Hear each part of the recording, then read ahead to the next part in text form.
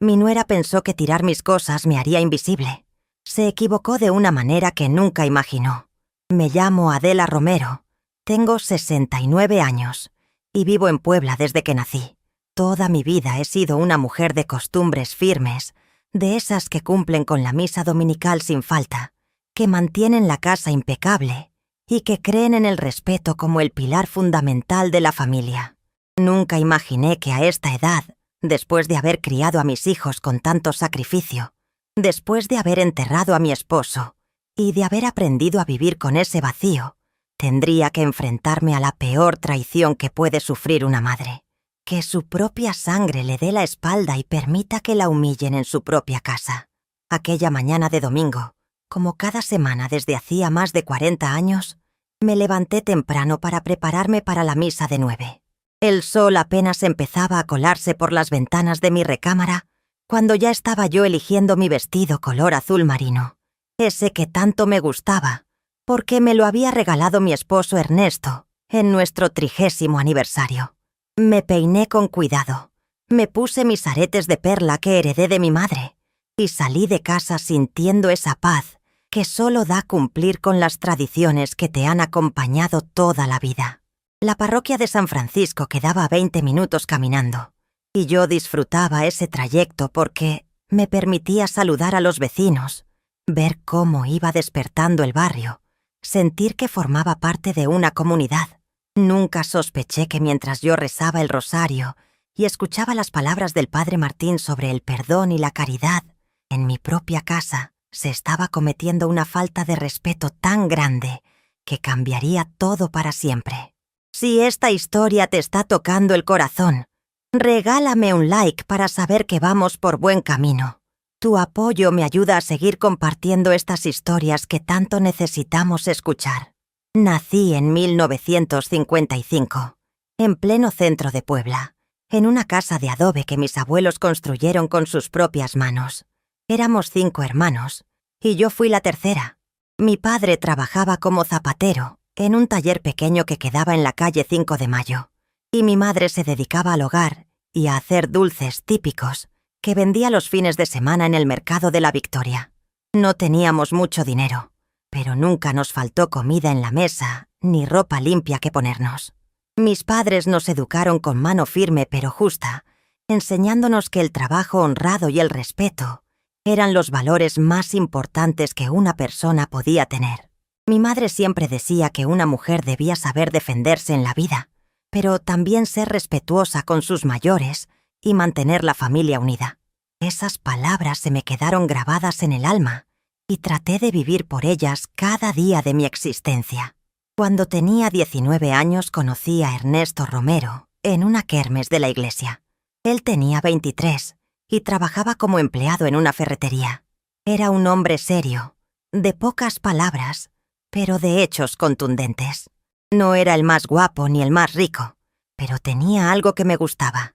Era trabajador, respetuoso con mi familia y tenía planes para el futuro. Empezamos a salir con el permiso de mi padre, siempre chaperoneados por mi hermana menor, como era la costumbre en aquellos tiempos. Después de 2 años de noviazgo formal, Ernesto le pidió mi mano a mi papá. Recuerdo perfectamente ese día de marzo de 1976. Mi padre aceptó y nos casamos 4 meses después en la misma parroquia de San Francisco donde yo seguiría asistiendo cada domingo durante los siguientes 48 años. Nuestro matrimonio no fue de esos de telenovela, llenos de pasión desbordante y regalos caros, pero fue sólido. Ernesto cumplía con llevar dinero a la casa. Yo me encargaba de administrarlo y de mantener todo en orden. Tuvimos 3 hijos. Primero llegó Julián, en 1977, después Marta, en 1980, y el más pequeño, Ricardo, en 1983. Criamos a nuestros hijos con los mismos valores que nos habían enseñado nuestros padres. Yo me quedaba en casa cuidándolos, preparándoles la comida, ayudándoles con las tareas, llevándolos a la escuela. Ernesto trabajaba largas jornadas en la ferretería, que con el tiempo se convirtió en su propio negocio. No nos sobraba el dinero, pero tampoco nos faltaba lo necesario. Vivíamos en una casa modesta de 2 plantas en la colonia La Paz, con un patio grande donde yo cultivaba plantas de bugambilia y geranios que llenaban el lugar de color. Los años fueron pasando y mis hijos crecieron. Marta se casó a los 25 con un ingeniero y se fue a vivir a Querétaro.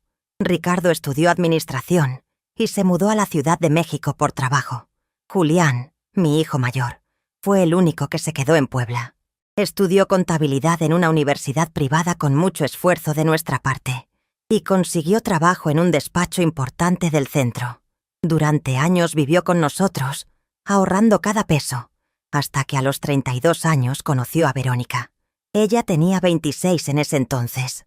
Trabajaba como secretaria en el mismo despacho donde trabajaba mi hijo y venía de una familia de clase media que vivía en la colonia Anzures. Cuando Julián nos la presentó, traté de ser amable y acogedora, como mi madre me enseñó a ser con las visitas. Verónica era una mujer de apariencia cuidada, siempre bien peinada y maquillada, con uñas pintadas y ropa de marcas que yo no conocía. Hablaba de forma correcta, sin modismos, como si siempre estuviera midiendo cada palabra. Desde el principio noté que Verónica me miraba de una forma extraña, como evaluándome, como si yo fuera una especie de obstáculo en su camino. Pero me dije a mí misma que eran ideas mías, que tal vez ella estaba nerviosa por conocer a la familia de su novio, que era normal que se sintiera un poco incómoda.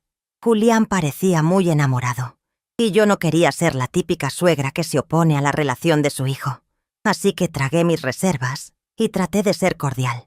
Ellos se casaron en el año 2009, cuando Julián tenía 32 y Verónica 28. Fue una boda grande en un salón elegante, muy diferente a la mía, que había sido en el jardín de la casa de mis padres, con una comida sencilla para 50 personas. En su boda hubo más de 200 invitados, meseros con guantes blancos, un menú de 4 tiempos y música en vivo. Yo me sentí un poco fuera de lugar con mi vestido rosa que había comprado en el centro, mientras las amigas de Verónica lucían trajes de diseñador y joyas costosas. Después de la boda, Julián y Verónica rentaron un departamento en la colonia La Paz, no muy lejos de donde Ernesto y yo vivíamos. Los primeros años parecieron ir bien. Ellos visitaban seguido. Veníamos a comer los domingos después de misa. Y aunque Verónica siempre mantenía cierta distancia conmigo, las cosas eran cordiales. Pero yo empezaba a notar detalles pequeños que me inquietaban. Por ejemplo, cuando yo le ofrecía llevarles comida que había preparado, Verónica siempre ponía alguna excusa, que estaban a dieta, que ya habían comprado comida, que Julián tenía el estómago delicado. Cuando les regalaba algo para su casa, como manteles bordados que yo misma hacía o fruteros de cerámica que encontraba en el mercado, nunca los veía exhibidos en su departamento. Una vez le pregunté a Julián por un juego de vasos que les había dado, y él se puso incómodo y cambió de tema. En el año 2014, mi vida cambió para siempre. Ernesto empezó a sentirse mal, con dolores en el pecho y falta de aire. Lo llevamos al médico y después de varios estudios nos dieron el diagnóstico. Tenía un problema cardíaco grave. Los doctores dijeron que necesitaba cirugía, pero que había riesgos. Ernesto tenía 62 años y había fumado durante 30 años de su vida. La operación se programó para el mes de junio. Recuerdo que mis 3 hijos vinieron a Puebla para estar con nosotros. Marta llegó desde Querétaro con su esposo y sus 2 niños. Ricardo vino desde la Ciudad de México. Julián, por supuesto, estaba ahí con Verónica. Durante esos días antes de la cirugía, mi casa se llenó de movimiento y de voces. Yo cocinaba para todos, tratando de mantenerme ocupada para no pensar en lo que podría pasar.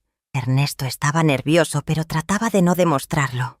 Una noche, 3 días antes de la operación, me abrazó en la recámara y me dijo que si algo le pasaba, yo debía ser fuerte y seguir adelante. La cirugía duró 7 horas. Todos esperamos en el hospital, bebiendo café tras café, rezando. Cuando el cirujano salió, su cara nos lo dijo todo antes de que abriera la boca. Habían hecho todo lo posible, pero el corazón de Ernesto no resistió. Había fallecido en la mesa de operaciones. Sentí como si el piso se abriera bajo mis pies. 58 años tenía yo en ese momento, y de pronto me encontraba viuda, sin el hombre con el que había compartido 38 años de mi vida. Los días que siguieron fueron un borrón de dolor.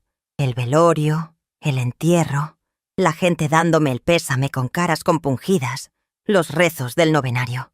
Mis hijos se quedaron conmigo durante 2 semanas, pero eventualmente tuvieron que regresar a sus vidas. Marta a su familia en Querétaro, Ricardo a su trabajo en la capital. Solo Julián se quedaba en Puebla, pero él tenía su propia vida con Verónica. Me quedé sola en esa casa de 2 plantas que de pronto parecía enorme y vacía. Los primeros meses fueron terribles. Me levantaba en la madrugada y por un momento olvidaba que Ernesto ya no estaba, hasta que volteaba y veía su lado de la cama vacío. Su olor todavía permanecía en su ropa, en su almohada. Guardé todas sus cosas en cajas, pero no pude deshacerme de nada.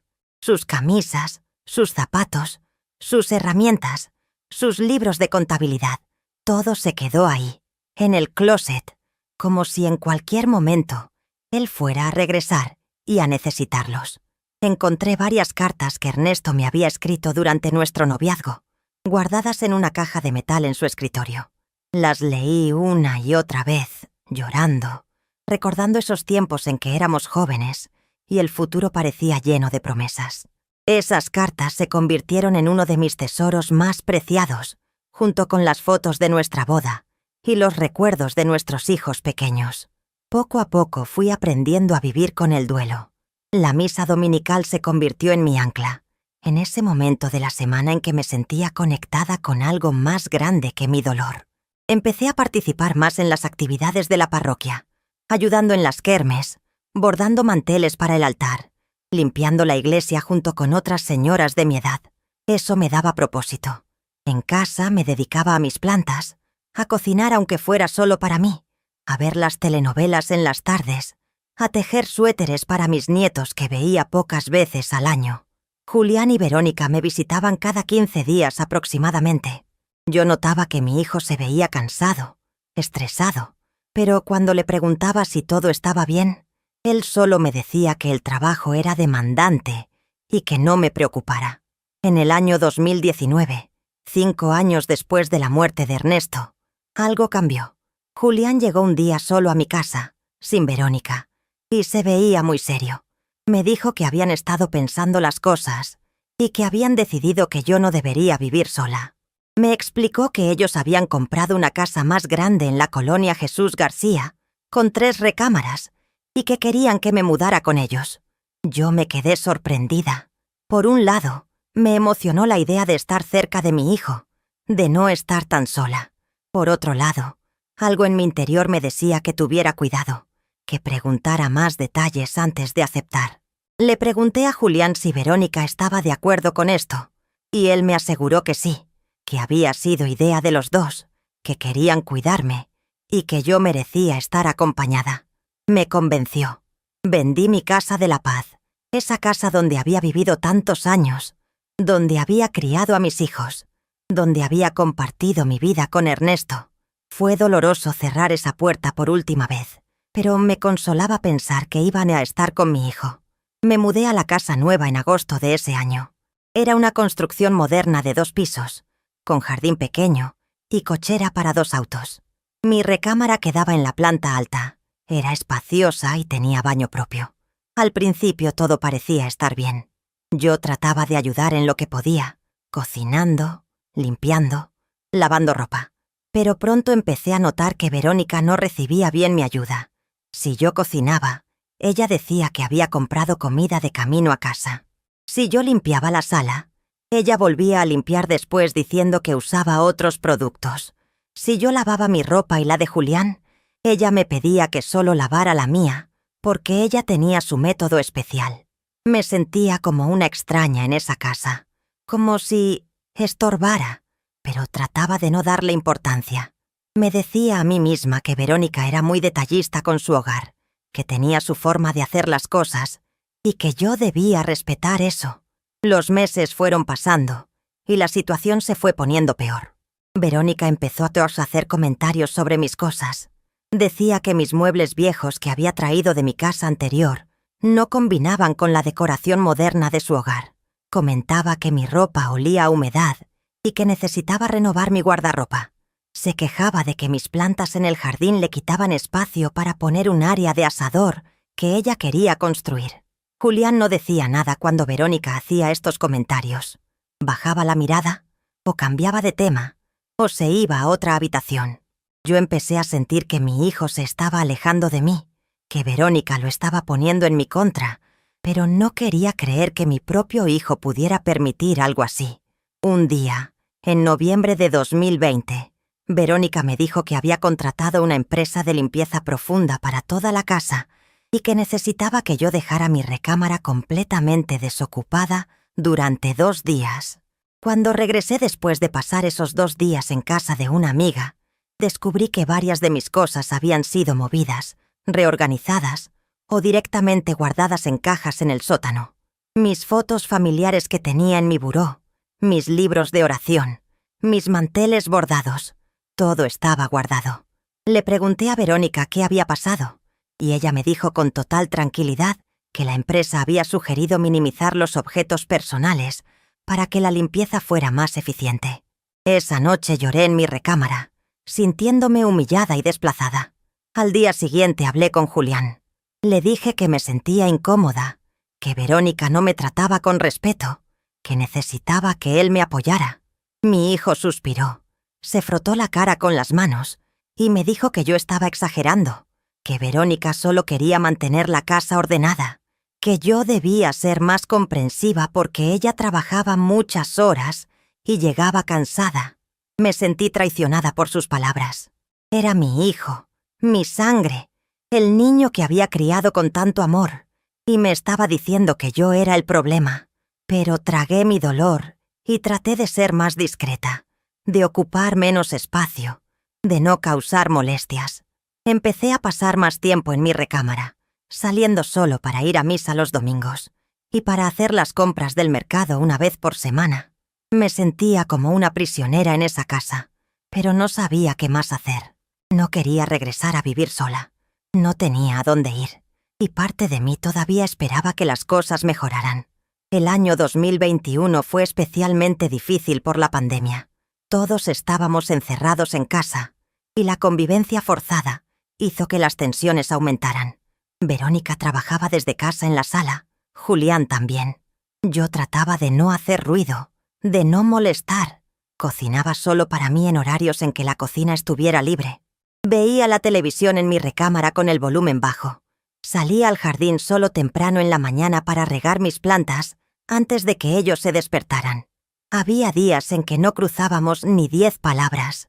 Durante ese tiempo, hablaba seguido por teléfono con Marta y con Ricardo. Les contaba un poco de cómo me sentía, pero siempre minimizando, sin querer preocuparlos. Ellos me decían que tratara de llevarme bien con Verónica, que fuera paciente, que las cosas mejorarían, pero no mejoraban, solo empeoraban. En marzo de 2022, Verónica me dijo que necesitaba el sótano completo para hacer una oficina para ella, y que las cajas con mis cosas tendrían que subirse a mi recámara. Eran más de 20 cajas llenas de recuerdos de toda mi vida. Fotos, documentos, ropa de mis hijos cuando eran pequeños, las herramientas de Ernesto, sus libros, sus cartas. Julián me ayudó a subirlas, pero no dijo nada cuando Verónica comentó que yo tenía demasiadas cosas viejas que no servían para nada. Mi recámara quedó abarrotada de cajas. Casi no había espacio para caminar. Me sentía sofocada, angustiada. Una noche tuve un ataque de ansiedad. Sentía que me faltaba el aire. Llamé a Julián, y él vino a mi recámara. Me dio agua, me tranquilizó. Pero cuando le dije que no podía vivir así, que necesitaba espacio, que por favor hablara con Verónica, él me volvió a decir que yo debía adaptarme, que ellos me habían abierto las puertas de su casa, y yo debía estar agradecida.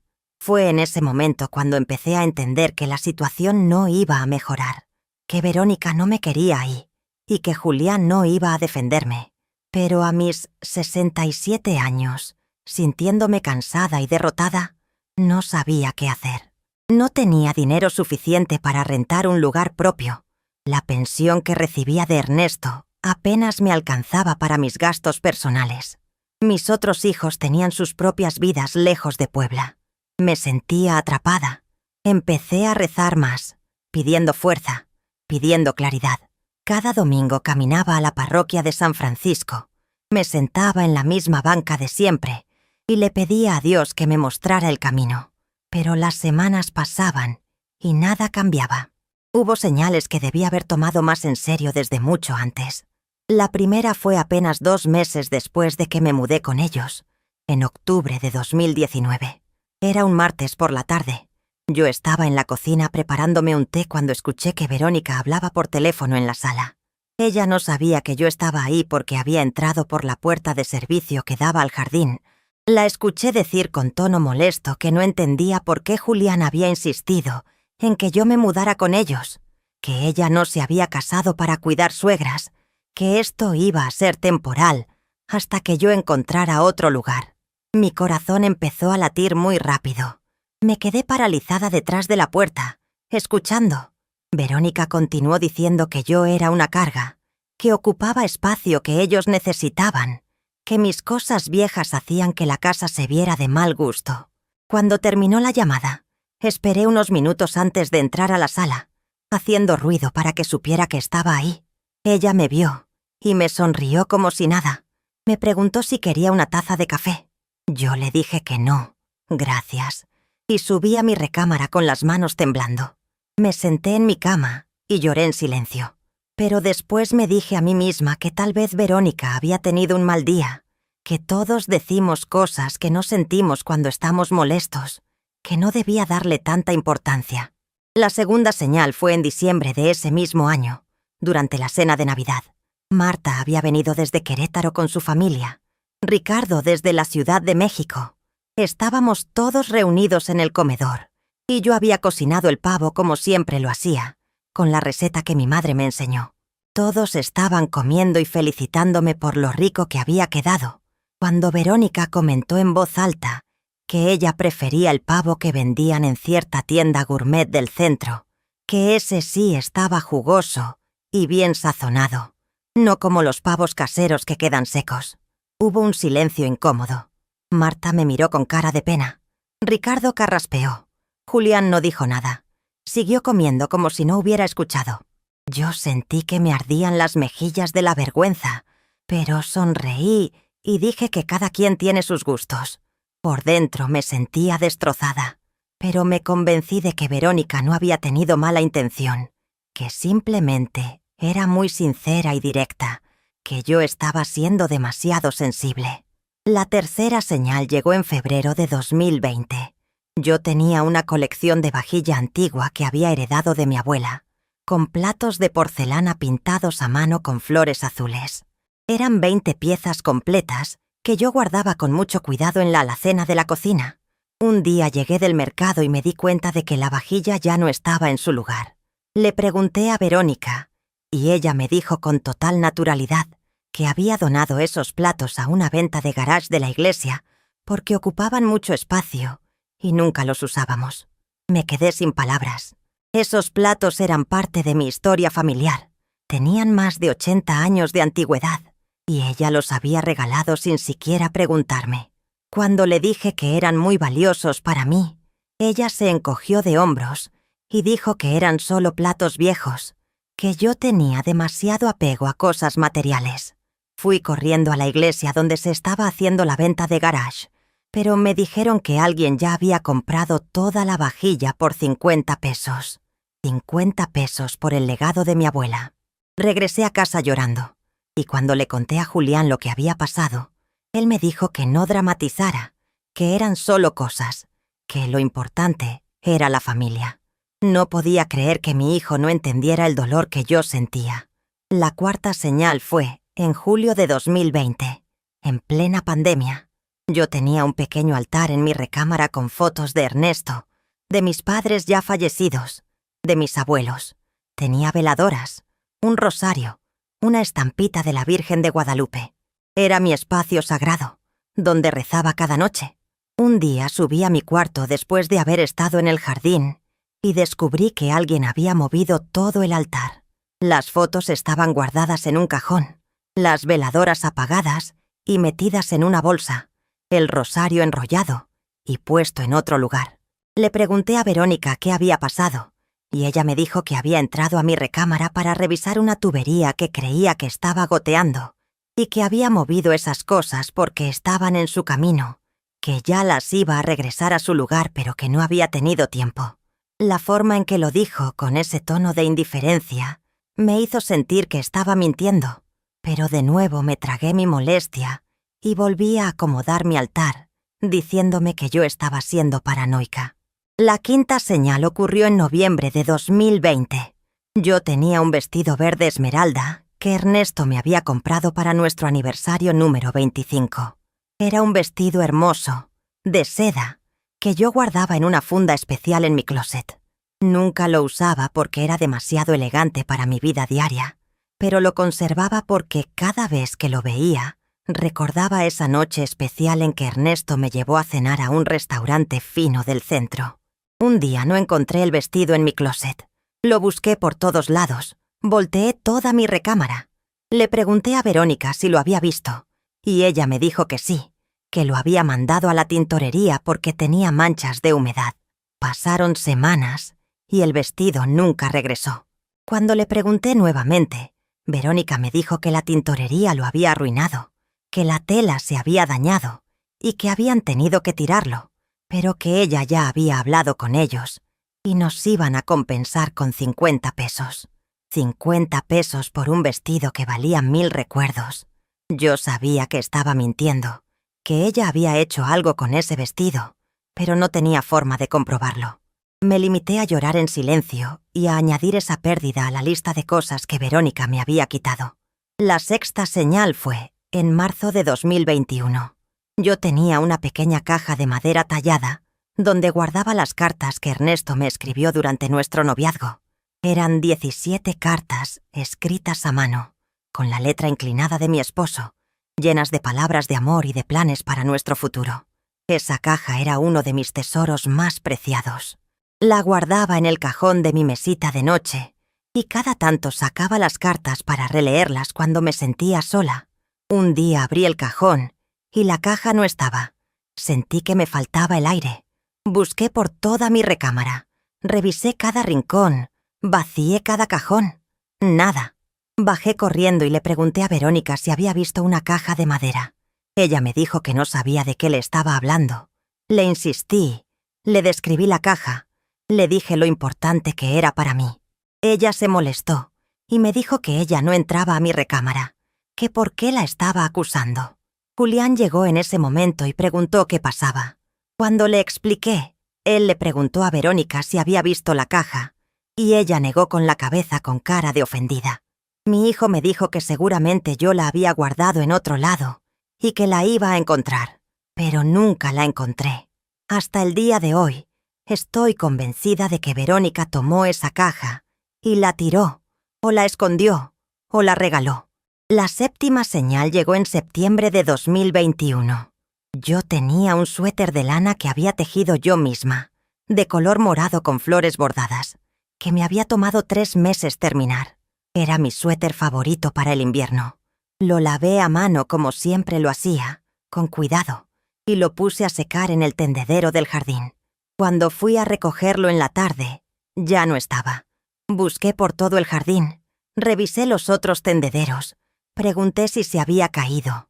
Nada. Le pregunté a Verónica y ella me dijo que no había visto ningún suéter morado, que tal vez el viento se lo había llevado. Pero ese día no había habido viento.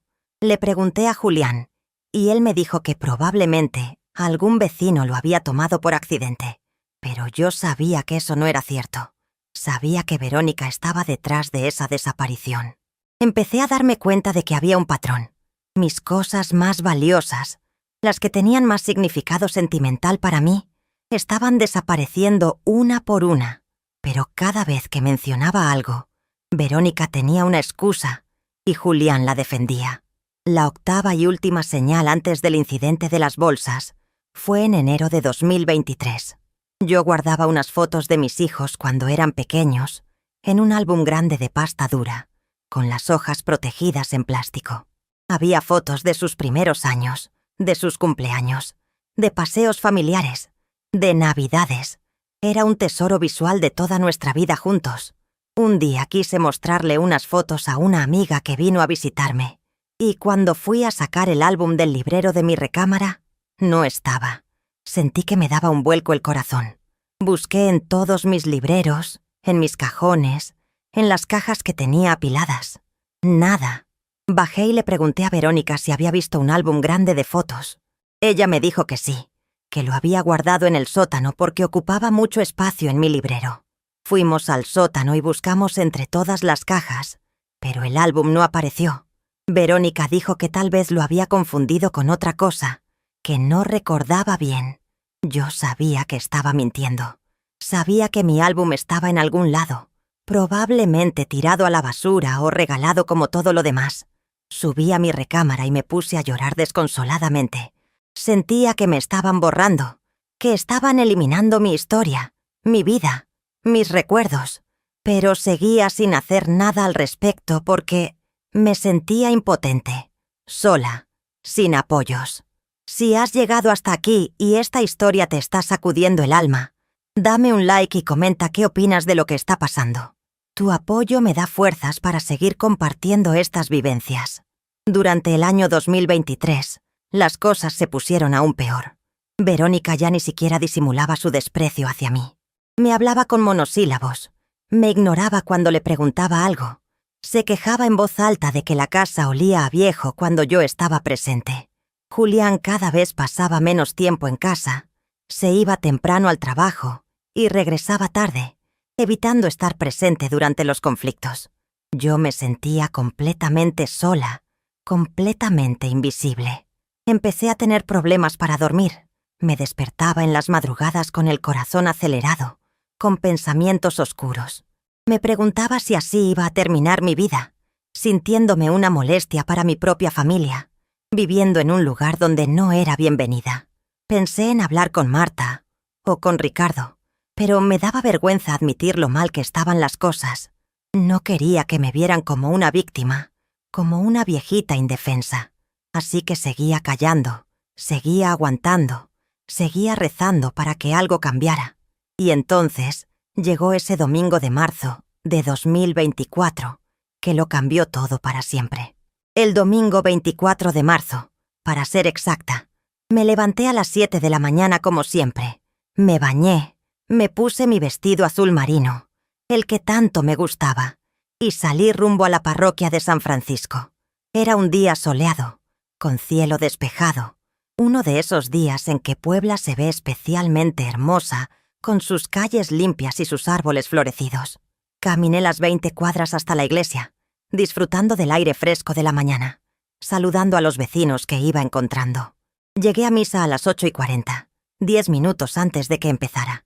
Me senté en mi banca de siempre, la tercera del lado derecho, y saqué mi rosario. La misa de ese día fue especialmente significativa para mí, porque el padre Martín habló sobre el perdón y sobre cómo Dios siempre está de nuestro lado cuando somos víctimas de injusticias. Sus palabras me tocaron el corazón, y salí de la iglesia sintiéndome un poco más fuerte, un poco más esperanzada. Llegué a casa alrededor de las 11 de la mañana. El auto de Julián no estaba en la cochera. Supuse que él y Verónica habían salido. Entré por la puerta principal, dejé mi bolso en la mesa del recibidor y me dirigí a la cocina para prepararme algo de comer. Pero antes de llegar a la cocina, algo llamó mi atención por la ventana que daba al patio trasero. Había varias bolsas negras grandes junto al basurero. Eso era extraño porque el camión de la basura no pasaba los domingos, pasaba los martes y viernes. Me acerqué a la ventana para ver mejor, y un presentimiento horrible me invadió. Salí al patio por la puerta de servicio y caminé hacia las bolsas. Eran 6 bolsas negras de basura de las grandes, todas llenas y atadas con nudos. Mi corazón empezó a latir muy rápido. Me agaché junto a la primera bolsa y la abrí con manos temblorosas. Lo que vi me dejó sin aliento. Dentro de esa bolsa estaban mis vestidos. Mi vestido de flores que usaba para las bodas. Mi falda café que me ponía para ir al mercado. Mis blusas de colores, mis rebozos. Abrí la segunda bolsa y encontré mis zapatos. Todos mis pares de zapatos, mezclados con mis pantuflas y mis sandalias. La tercera bolsa contenía ropa interior, calcetines, mis suéteres de invierno. Me puse a temblar de pies a cabeza. Abrí la cuarta bolsa y ahí estaban mis libros de oración, mis estampitas religiosas, mi Biblia. En la quinta bolsa encontré mis sábanas, mis toallas, mis almohadas. Y cuando abrí la sexta bolsa, lo que vi me hizo soltar un grito ahogado. Ahí estaban las fotos enmarcadas de Ernesto que yo tenía en mi recámara. Las fotos de mis hijos cuando eran bebés. Mis documentos personales. Y en el fondo de la bolsa, envueltas en una bolsa de plástico, las cartas que Ernesto me escribió durante nuestro noviazgo. Las cartas que yo creía perdidas para siempre.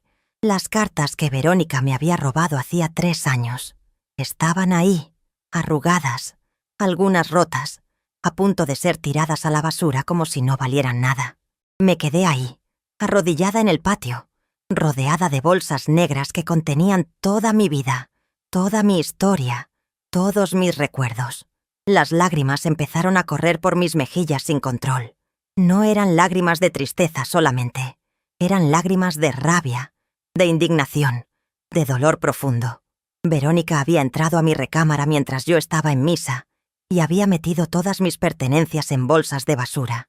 No solo mi ropa o mis zapatos. También mis documentos personales, mis fotos familiares, las cartas de mi difunto esposo. Todo. Como si yo fuera basura.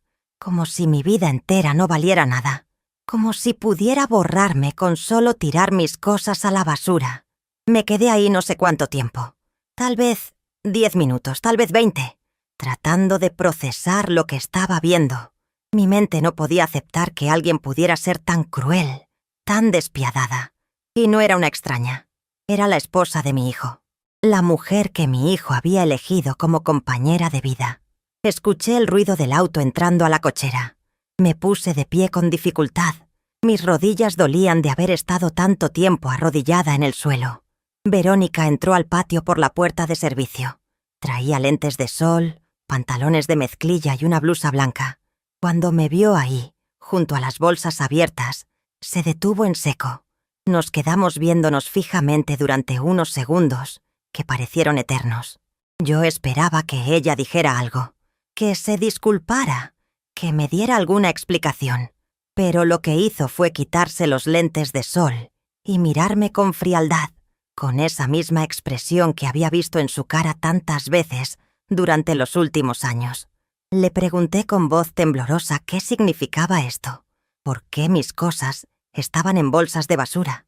Verónica se cruzó de brazos y me dijo con tono tranquilo, como si estuviera hablando del clima, que había decidido que era tiempo de que yo me fuera de su casa, que ya habían pasado casi 5 años desde que me había mudado con ellos, que esto siempre había sido temporal, que ella necesitaba el espacio de mi recámara para hacer un estudio y que había empacado mis cosas para facilitarme la mudanza. No podía creer lo que estaba escuchando. Le pregunté a dónde se suponía que yo debía ir.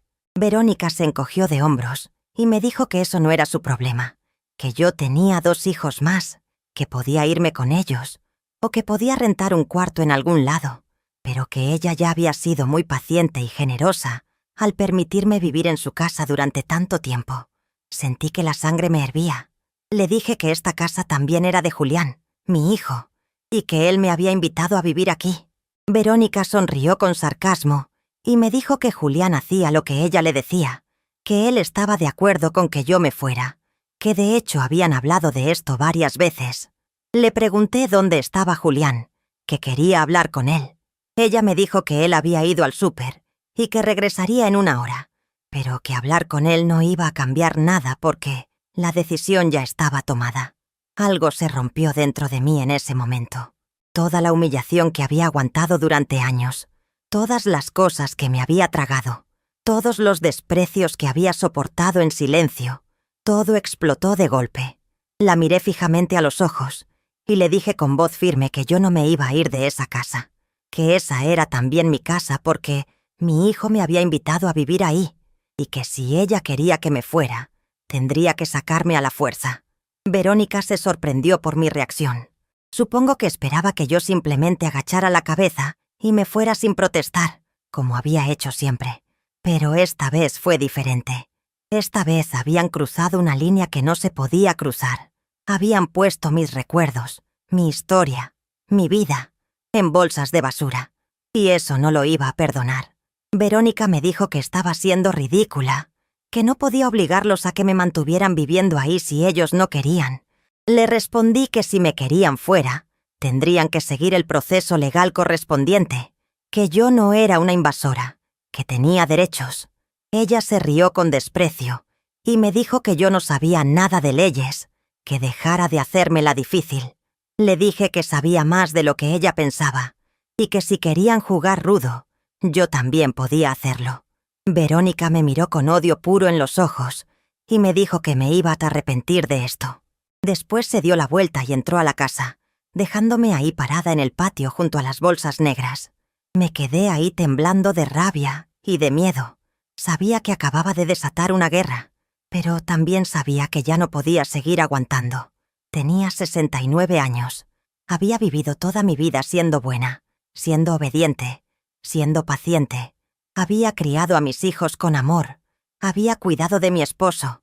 Había sido una buena esposa, una buena madre, una buena suegra. Y así me lo pagaban, tirando mi vida a la basura. Literalmente. En ese momento tomé una decisión. Iba a luchar. No me iba a ir de esa casa sin pelear. No iba a permitir que me trataran como basura. Y no iba a hacerlo sola. Iba a buscar ayuda. Iba a usar todos los recursos que tuviera a mi alcance. E iba a demostrarles que una mujer de 69 años no está acabada, que todavía tiene fuerza, que todavía tiene dignidad y que cuando la empujan hasta el límite, puede responder con una fuerza que nadie esperaba. Empecé a recoger las bolsas una por una y las fui subiendo a mi recámara. Tardé casi 2 horas en subir las 6 bolsas porque son pesadas y yo ya no soy joven. Me dolía la espalda, me dolían las rodillas, pero seguí hasta que la última bolsa estuvo arriba. Cerré la puerta de mi recámara con llave, me senté en mi cama y empecé a sacar todo de las bolsas. Revisé cada prenda, cada foto, cada documento. Las cartas de Ernesto estaban ahí, maltratadas pero legibles.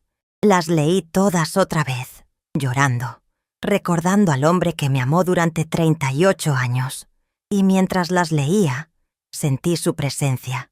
Sentí que me decía que fuera fuerte, que no me dejara vencer, que luchara por mi dignidad. Guardé las cartas con cuidado en una carpeta junto con mis documentos importantes. Después saqué mi teléfono y llamé a Marta. Mi hija contestó al tercer timbrado. Le conté todo lo que había pasado. Primero se quedó en silencio, procesando la información.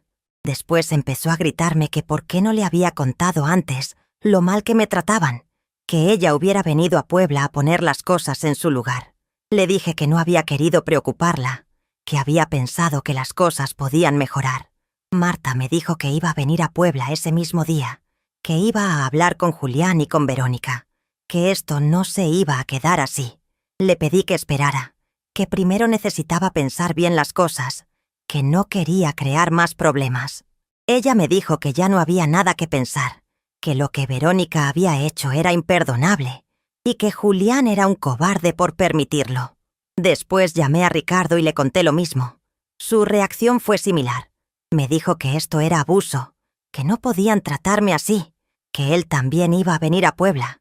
Les pedí a los dos que me dieran unos días para pensar qué iba a hacer, que necesitaba procesar todo esto con calma.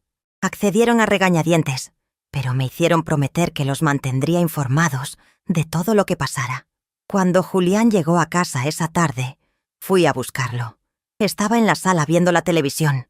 Me senté frente a él y le pregunté si sabía lo que Verónica había hecho. Él bajó la mirada y no dijo nada. Le pregunté directamente si él había estado de acuerdo con que tiraran mis cosas a la basura. Julián se frotó la cara con las manos, suspiró y me dijo que él no había estado de acuerdo con la forma en que Verónica lo hizo, pero que sí habían hablado de que yo necesitaba buscar otro lugar para vivir. Sentí como si me clavaran un cuchillo en el corazón. Le pregunté por qué. Él me dijo que las cosas no estaban funcionando, que Verónica se sentía incómoda teniendo suegra viviendo en su casa, que ellos necesitaban su espacio. Le recordé que él me había invitado a vivir ahí, que me había dicho que querían cuidarme. Julián me dijo que eso fue hace 5 años, que las cosas cambian, que yo debía entender. Le pregunté si se daba cuenta de lo que me estaba pidiendo, que a mis 69 años, sin trabajo, con una pensión pequeña, me fuera a buscar un lugar para vivir sola, que abandonara la casa de mi hijo, el único hijo que me quedaba cerca, para irme no sabía dónde. Julián me dijo que mis otros hijos podían ayudarme, que Marta o Ricardo podían recibirme. Le dije que no iba a imponerme a mis otros hijos, que ellos tenían sus vidas, sus familias, que yo había vendido mi casa para mudarme con él, porque él me lo había pedido, porque me había dicho que me querían cerca, que querían cuidarme, y ahora me estaba corriendo como si fuera una molestia. Julián se puso de pie, molesto, y me dijo que dejara de dramatizar, que nadie me estaba corriendo, que solo le estaban pidiendo que buscara otra opción de vivienda. Le pregunté si no veía la diferencia, si de verdad no entendía lo que me estaban haciendo. Él me dijo que yo siempre exageraba todo, que siempre me victimizaba, y que francamente estaba cansado de lidiar con esto. Sus palabras me dolieron más que todo lo que Verónica había hecho. Porque Verónica nunca fue mi familia de verdad, pero Julián sí. Julián era mi hijo, el niño que yo cargué en mi vientre durante 9 meses, el bebé que amamanté, el niño que crié, que eduqué, al que le di todo mi amor. Y ese niño, convertido en hombre de 47 años, me estaba diciendo que yo era una carga, una molestia, un problema.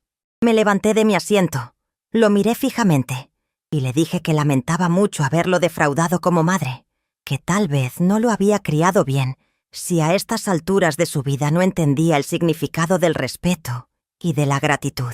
Después subí a mi recámara y cerré la puerta con llave. Esa noche no dormí. Me quedé sentada en mi cama, pensando, llorando, rezando. Los siguientes días fueron tensos. Verónica y yo no nos hablábamos. Julián me evitaba. Yo pasaba la mayor parte del tiempo en mi recámara, saliendo solo para ir al baño o para comer algo rápido en la cocina, cuando ellos no estaban. Me sentía prisionera en mi propia recámara, pero también sentía algo nuevo que no había sentido en años. Rabia, una rabia profunda que me daba energía, que me hacía pensar con claridad, que me empujaba a actuar. Empecé a hacer investigaciones en Internet en mi teléfono sobre los derechos de las personas adultas mayores. Descubrí que había leyes que me protegían, que no podían echarme de la casa así nada más, que tenía derechos legales. Llamé a una línea de ayuda gratuita para adultos mayores y me asesoraron. Me dijeron que lo que Verónica había hecho podía considerarse violencia familiar y discriminación por edad. Me dieron el contacto de una abogada que trabajaba en casos pro bono para adultos mayores. La abogada se llamaba Lucía Mendoza, tenía alrededor de 40 años, y cuando le conté mi caso por teléfono, se mostró muy interesada. Me dijo que quería verme en persona para hablar con más detalle.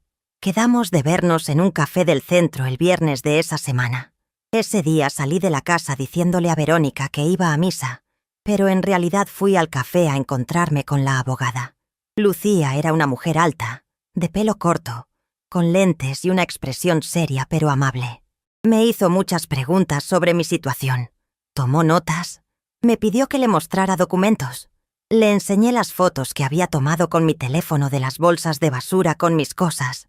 Le mostré mensajes de texto donde Verónica me había faltado al respeto. Lucía me dijo que tenía un caso sólido, que lo que me estaban haciendo constituía violencia familiar y que podía demandar no solo para quedarme en la casa, sino también para pedir una compensación por daño moral. Le pregunté cuánto tiempo tomaría el proceso legal y cuánto me costaría.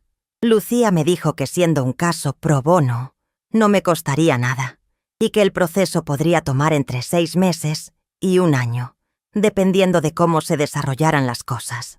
Me explicó que tendría que presentar una demanda formal ante el juzgado familiar, que habría audiencias, que probablemente habría intentos de conciliación. Me preguntó si estaba preparada para esto, si estaba dispuesta a enfrentar a mi hijo y a mi nuera en un juzgado. Le dije que sí, que estaba cansada de ser tratada como basura, que quería recuperar mi dignidad. Lucía sonrió y me dijo que me ayudaría en todo lo que pudiera. Salí de esa reunión sintiéndome más fuerte de lo que me había sentido en años.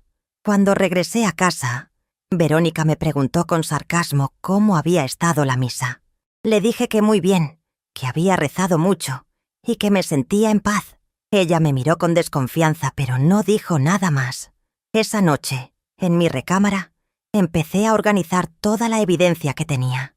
Imprimí los mensajes de texto, organicé las fotos, hice una lista detallada de todas las cosas que Verónica me había quitado o tirado durante los años. La lista era larga.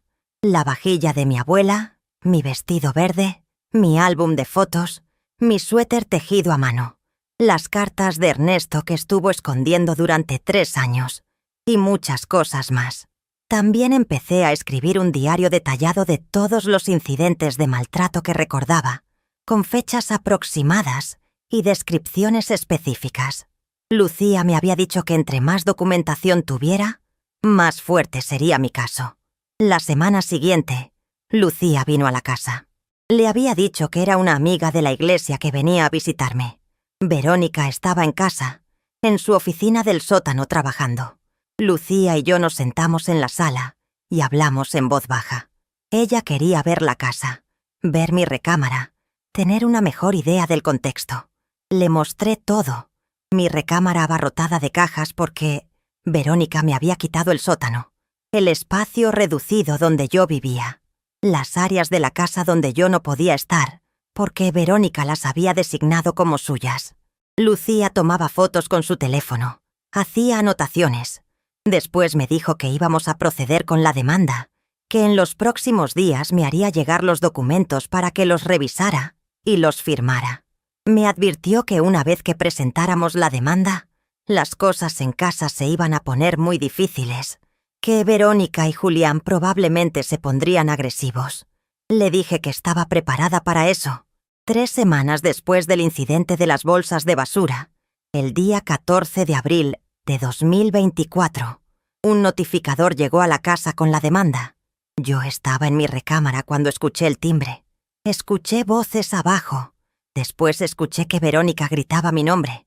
Bajé las escaleras y la encontré en la sala con un papel en la mano, la cara roja de furia. Julián estaba a su lado, leyendo otro papel, con expresión de shock. Verónica me gritó que cómo me atrevía a demandarlos, que era una malagradecida, que después de todo lo que ellos habían hecho por mí, así les pagaba. Le dije con calma que ellos habían empezado esto cuando tiraron mis cosas a la basura, que yo solo estaba defendiendo mis derechos. Julián me preguntó si de verdad iba en serio con esto, si de verdad iba a llevarlos a un juzgado. Le dije que sí, que iba muy en serio, que estaba cansada de ser maltratada en mi propia familia. Verónica empezó a gritarme de todo. Me llamó vieja amargada. Me dijo que era una carga, que nadie me quería, que mis propios hijos me habían abandonado. Le respondí que mis otros 2 hijos me querían mucho y que de hecho estaban al tanto de todo lo que estaba pasando. Julián se veía cada vez más incómodo. Me preguntó si Marta y Ricardo sabían de la demanda. Le dije que sí, que ellos me apoyaban completamente. Verónica me dijo que me iba a arrepentir, que ella tenía contactos, que iba a hacer que perdiera la demanda. Le dije que hiciera lo que quisiera, que yo tenía a la ley de mi lado. Después subí a mi recámara y cerré la puerta con llave.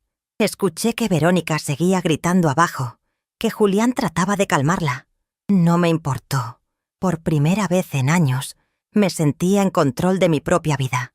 Los días siguientes fueron un infierno.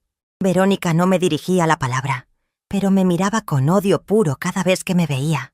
Julián tampoco me hablaba. Habían cambiado la cerradura de la cocina para que yo no pudiera entrar, así que tuve que comprar una parrilla eléctrica pequeña y cocinar en mi recámara. Cortaron el internet de mi cuarto para que no pudiera usarlo, Empezaron a hacer ruido a propósito a altas horas de la noche para que no pudiera dormir, pero yo aguanté. Me recordaba a mí misma que esto era temporal, que solo necesitaba resistir hasta que el caso se resolviera. Marta me llamaba todos los días para darme ánimos. Ricardo también. Ellos querían venir a Puebla, pero les pedí que todavía no, que su presencia podría empeorar las cosas. Lucía también me llamaba seguido para ver cómo estaba y para darme actualizaciones del caso. La primera audiencia fue programada para el día 28 de mayo de 2024. Ese día me levanté temprano. Me puse mi mejor vestido, me arreglé el pelo, me maquillé. Quería verme digna, presentable, como la señora respetable que era. Lucía pasó por mí a la casa. Cuando salí, Verónica estaba en la sala y me miró con desprecio. No le dije nada, simplemente salí. En el camino al juzgado, Lucía me explicó cómo iba a ser la audiencia, qué preguntas me iban a hacer, cómo debía comportarme. Me dijo que lo más importante era mantener la calma y decir la verdad. Llegamos al juzgado y nos sentamos en una sala de espera. Después de media hora, llegaron Julián y Verónica con su abogado, un hombre de traje gris que se veía muy serio. No nos saludamos. Cuando nos llamaron a la sala de audiencias, entramos todos. El juez era un hombre de unos 60 años, de pelo cano, con lentes. Nos pidió a todos que nos sentáramos y empezó la audiencia explicando el propósito de la misma. Era una audiencia de conciliación, donde se intentaría llegar a un acuerdo antes de proceder con el juicio. El abogado de Verónica y Julián habló primero. Dijo que su clienta y su cliente estaban dispuestos a darme 3 meses para encontrar otro lugar donde vivir y que además me darían 50.000 pesos como apoyo para la mudanza y los primeros meses de renta. Lucía me miró, esperando mi respuesta. Le dije al juez que no aceptaba esa propuesta, que yo no quería irme de la casa, que esa era también mi casa y que tenía derecho a permanecer ahí. El juez me preguntó por qué consideraba que tenía derecho a permanecer en una casa que legalmente estaba a nombre de mi hijo y de mi nuera. Lucía respondió por mí, explicando que yo había sido invitada a vivir ahí bajo la promesa de que me cuidarían en mi vejez, que había vendido mi propia casa confiando en esa promesa y que había sido víctima de maltrato y violencia familiar durante años.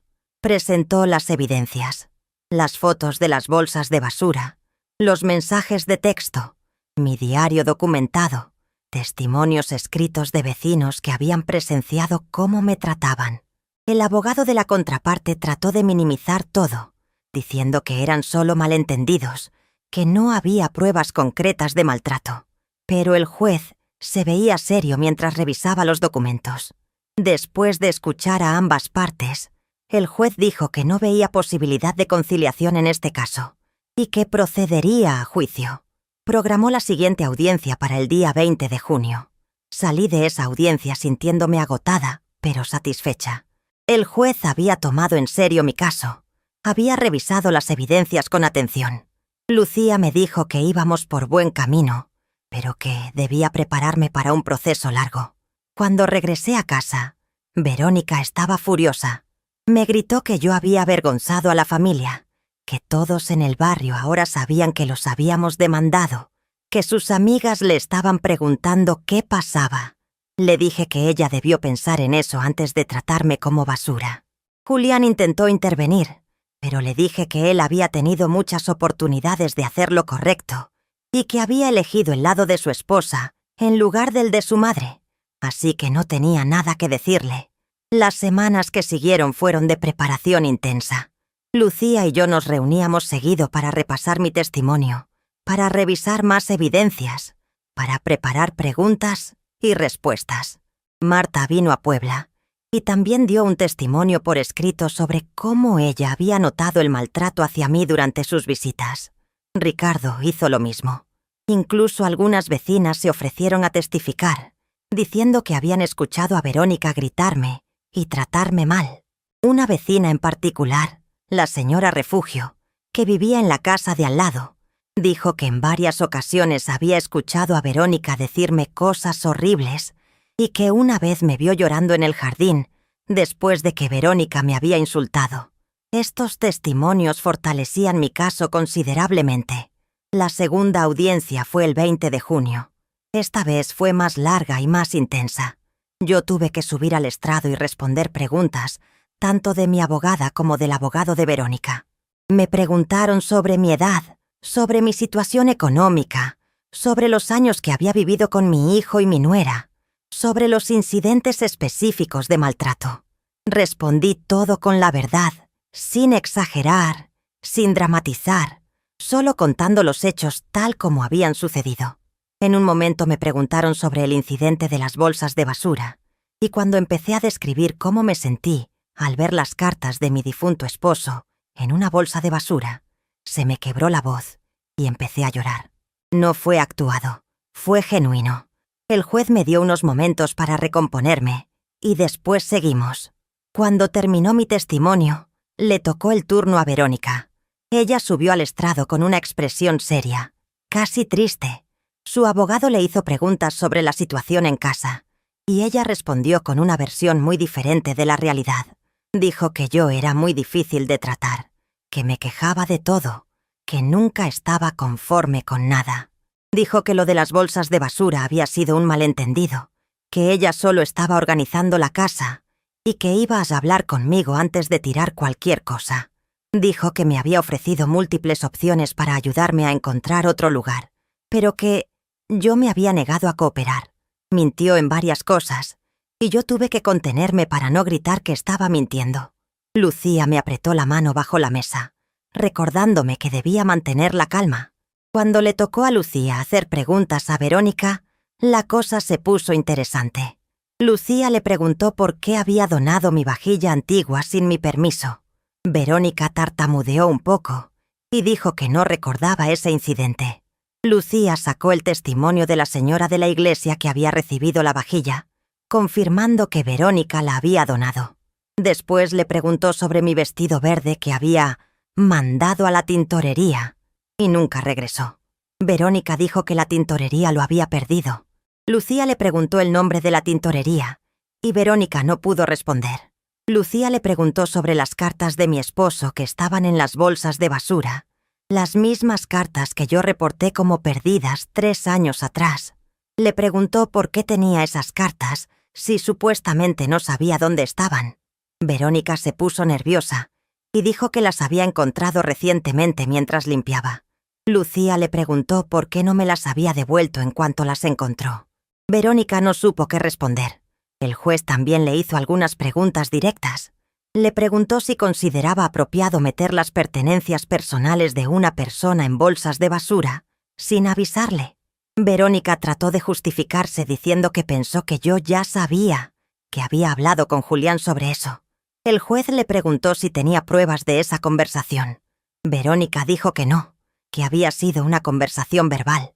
El juez se veía cada vez más escéptico de su versión.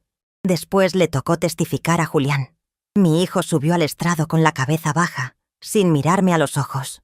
Su abogado le hizo preguntas sobre nuestra relación, sobre cómo había sido nuestra convivencia.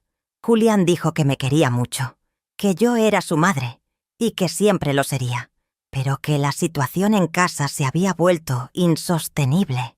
Dijo que él trabajaba muchas horas y que cuando llegaba a casa solo quería paz, pero que siempre había tensión entre Verónica y yo.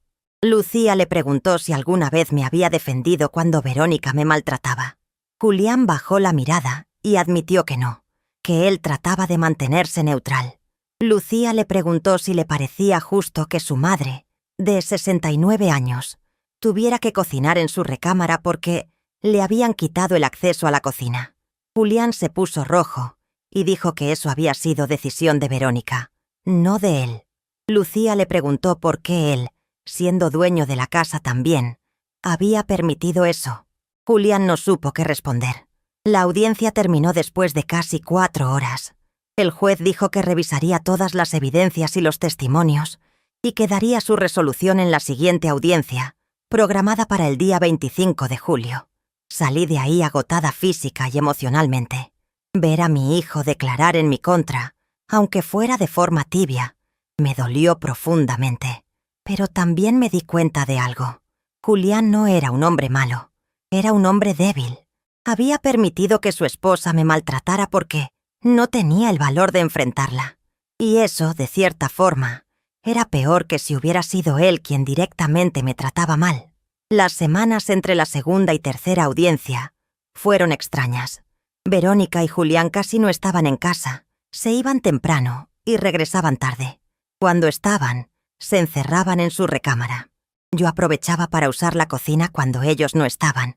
Cocinaba para varios días y guardaba la comida en mi mini refrigerador que había comprado. También empecé a salir más de casa. Iba a la parroquia no solo los domingos, sino también entre semana. Participaba en grupos de oración. Me hacía amiga de otras señoras de mi edad. Empecé a sentirme parte de una comunidad otra vez. Una de esas señoras, doña Carmela, me invitó a un taller de tejido que se daba en el centro comunitario. Empecé a asistir y descubrí que me gustaba mucho.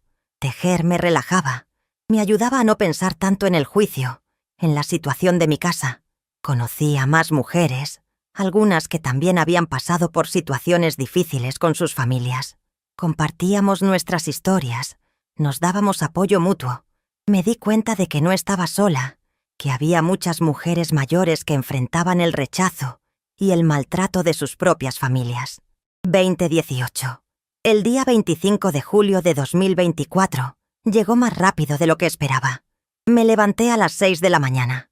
Me bañé con agua fría porque Verónica había empezado a cortar el agua caliente de mi baño y me puse un vestido color vino que había comprado especialmente para esta ocasión. Quería verme fuerte, digna, como una mujer que no se dejaba vencer.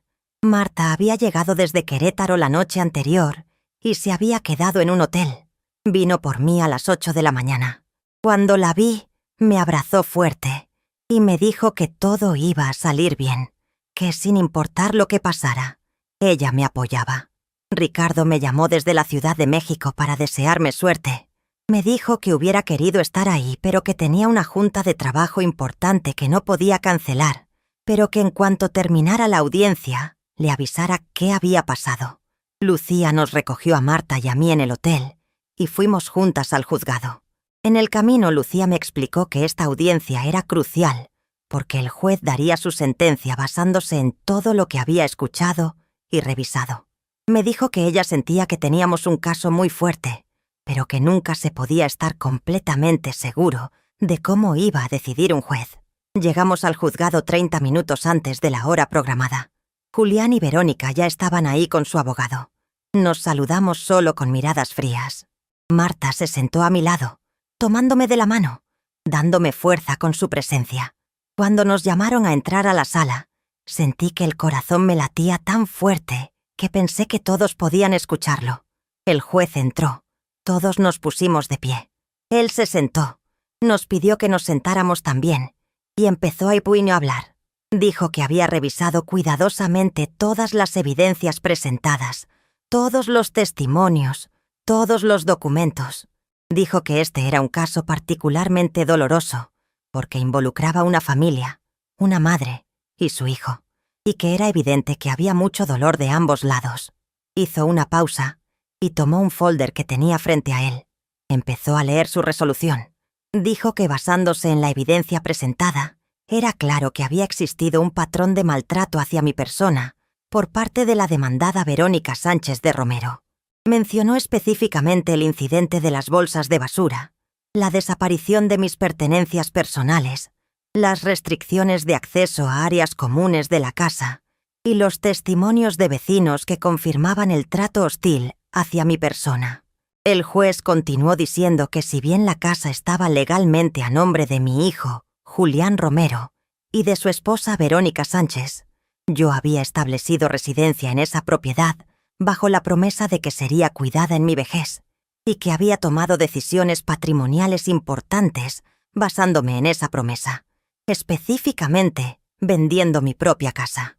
Dijo que de acuerdo con la ley de los derechos de las personas adultas mayores, yo tenía derecho a vivir libre de violencia y discriminación y que lo que había sucedido en esa casa constituía violencia familiar.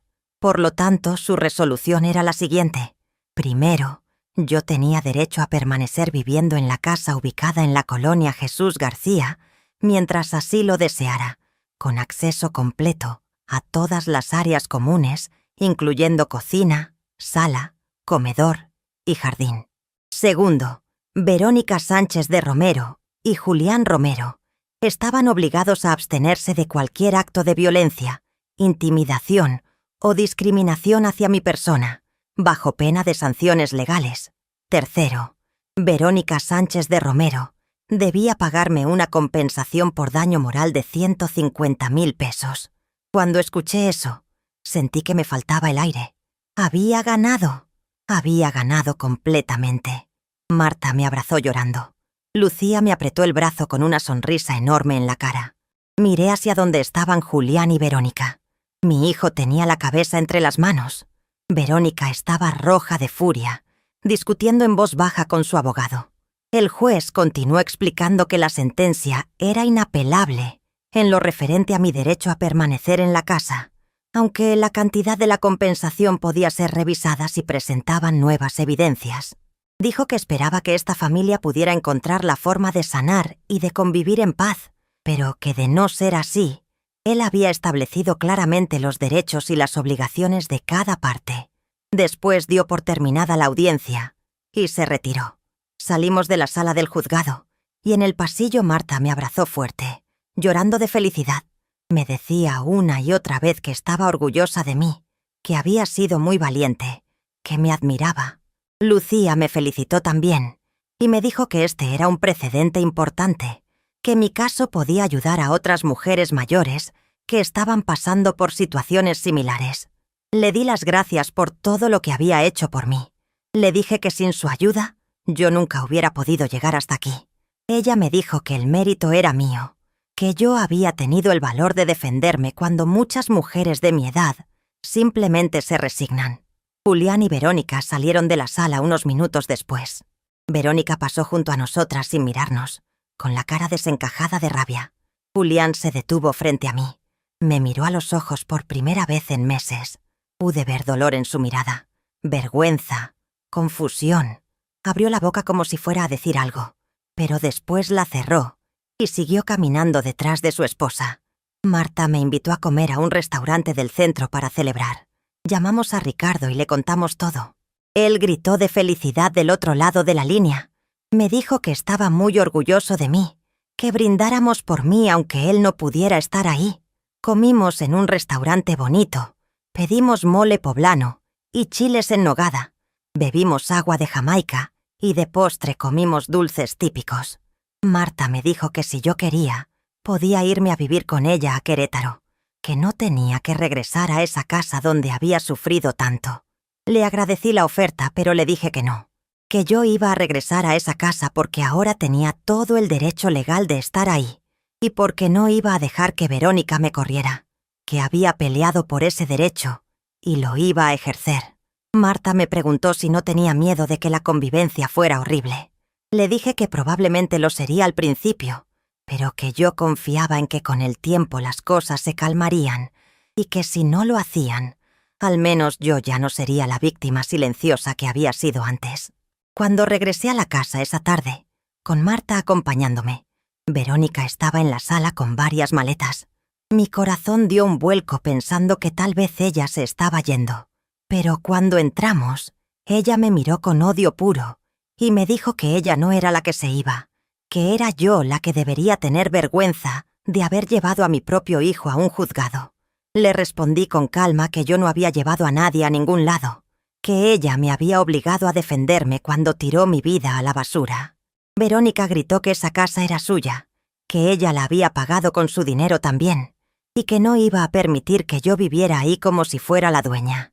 Le dije que el juez ya había decidido, y que ella podía aceptarlo o podía seguir peleando, pero que la ley estaba de mi lado. Marta intervino y le dijo a Verónica que debía tener vergüenza de cómo me había tratado, que ella como mujer debería entender lo que significaba ser vulnerable y necesitar apoyo familiar. Verónica le gritó a Marta que se metiera en sus asuntos, que ella no sabía nada de lo que había pasado. Marta le respondió que sabía perfectamente lo que había pasado, porque yo se lo había contado todo y porque ella misma había sido testigo de su maltrato en varias ocasiones. Julián apareció en ese momento y les pidió a todos que se calmaran. Verónica se volteó hacia él y le dijo que tenía que elegir, que o me corría de la casa o ella se iba. Julián la miró con cara de angustia y le dijo que no podía correrme, que el juez había dicho que yo tenía derecho a vivir ahí. Verónica le gritó que entonces encontrara la forma, que hablara con abogados, que apelara la decisión. Julián le dijo que el juez había dicho que la sentencia era inapelable. Verónica empezó a llorar de rabia, gritando que esto era injusto, que su vida se había arruinado, que ya no podía vivir en su propia casa en paz. Marta le dijo que tal vez debió pensar en eso antes de tratar a su suegra como basura. Verónica le gritó que se callara, que esto no era asunto suyo. La situación se estaba saliendo de control, así que decidí intervenir. Le dije a Verónica con voz tranquila que yo entendía que estaba molesta, pero que las cosas eran como eran y que todos teníamos que aprender a convivir, porque esta era nuestra realidad ahora. Verónica me miró con lágrimas de furia en los ojos y me dijo que me odiaba, que nunca me iba a perdonar por esto. Le respondí que podía odiarme todo lo que quisiera, pero que iba a tener que respetarme. Después subí a mi recámara con Marta siguiéndome. Una vez arriba, Marta me dijo que admiraba mi calma, que ella no hubiera podido mantener la compostura así. Le dije que había aprendido durante estos años que perder la calma solo te hace ver mal, y que yo necesitaba mantener la dignidad siempre. Marta se quedó conmigo esa noche. Dormimos juntas en mi cama como cuando ella era niña y tenía pesadillas. Hablamos durante horas sobre todo lo que había pasado, sobre cómo me sentía, sobre mis planes a futuro. Le dije que quería empezar a vivir de verdad otra vez, que había pasado los últimos años apenas sobreviviendo y que ahora que había recuperado mi dignidad, quería hacer cosas, conocer gente, disfrutar de mi vida. Al día siguiente, Marta regresó a Querétaro, pero antes me ayudó a reorganizar mi recámara.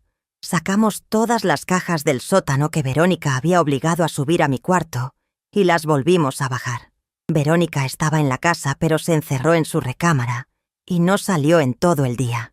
Julián tampoco estaba.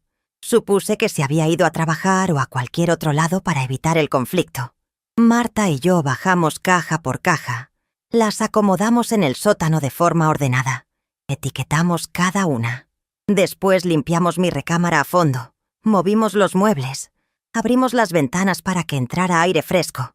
Por primera vez en años, mi cuarto se sentía como un espacio habitable y no como una bodega. Cuando Marta se fue, me abrazó fuerte y me hizo prometer que la llamaría todos los días para contarle cómo iban las cosas. Le prometí que lo haría. Los primeros días después de la sentencia fueron muy tensos. Verónica no me dirigía la palabra en absoluto. Cuando nos cruzábamos en la casa, ella volteaba la cara o se iba a otra habitación. Julián intentaba ser un poco más civilizado. Me saludaba con un «buenos días» o «buenas tardes», seco, pero nada más. Yo empecé a usar la cocina libremente como el juez había ordenado. Cocinaba mis comidas, lavaba mis trastes, dejaba todo limpio. Al principio Verónica volvía a limpiar todo después de que yo terminaba, como si yo hubiera contaminado su cocina. Pero eventualmente dejó de hacerlo. Supongo que se cansó, o se dio cuenta de que era una batalla perdida. Empecé también a usar la sala para ver la televisión en las tardes. Al principio, cuando yo llegaba a la sala, Verónica se levantaba y se iba. Pero después de unas semanas, dejó de irse. Nos sentábamos en la misma sala, viendo la televisión, sin hablarnos, como dos extrañas compartiendo un espacio. Un mes después de la sentencia, en agosto, recibí el primer pago de la compensación por daño moral. Verónica tuvo que darme 50,000 pesos como primer abono de los 150,000 que el juez había ordenado. Me dio el dinero en efectivo, en un sobre, sin decir una palabra, con la mandíbula apretada de coraje. Yo tomé el sobre, conté el dinero frente a ella para verificar que estuviera completo. Le di las gracias con ironía y me fui. Con ese dinero hice varias cosas. Primero, Le pagué a Lucía, aunque ella había dicho que era pro bono. Le insistí tanto que finalmente aceptó 20.000 pesos como pago simbólico por su trabajo. Después usé 10.000 pesos para comprar ropa nueva. Había perdido tanta ropa durante los años por culpa de Verónica, que mi guardarropa estaba muy limitado. Fui al centro comercial con doña Carmela, mi amiga del taller de tejido, y me compré vestidos bonitos, zapatos cómodos, blusas de colores alegres. Doña Carmela me ayudó a elegir. Me animaba a probarme cosas que yo consideraba demasiado juveniles para mi edad. Me dijo que nunca es tarde para verse bien, para sentirse bien con una misma. Con otros 10.000 pesos, compré un teléfono nuevo más moderno y contraté un plan de internet para mi cuarto.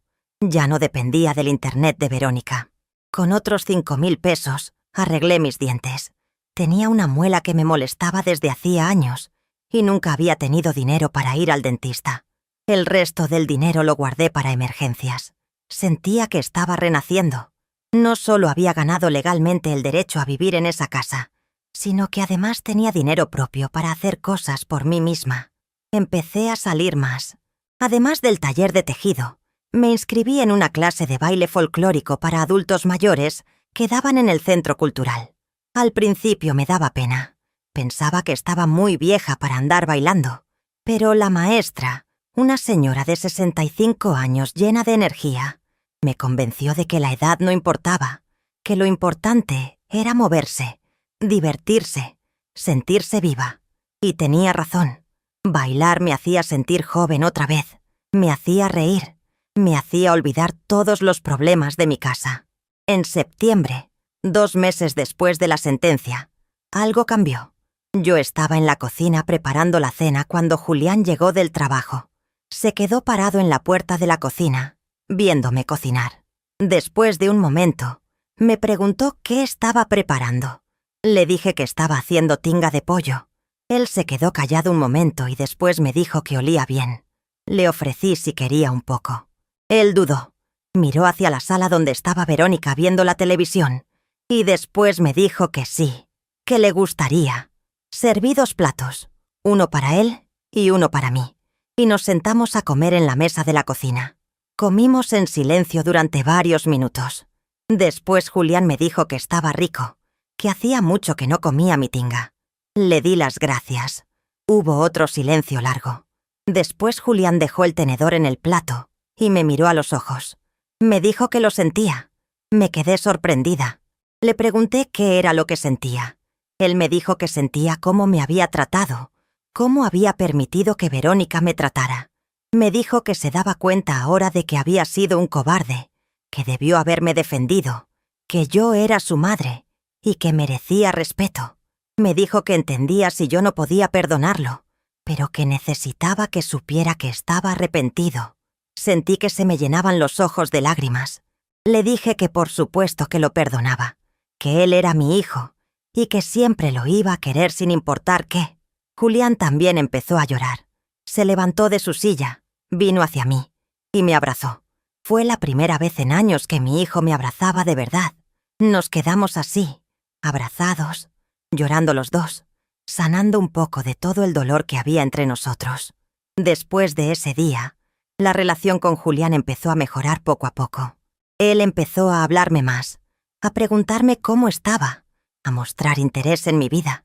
Me preguntaba sobre mis clases de baile, sobre el taller de tejido, sobre mis amigas. Verónica, por otro lado, seguía siendo hostil, pero algo había cambiado también en ella.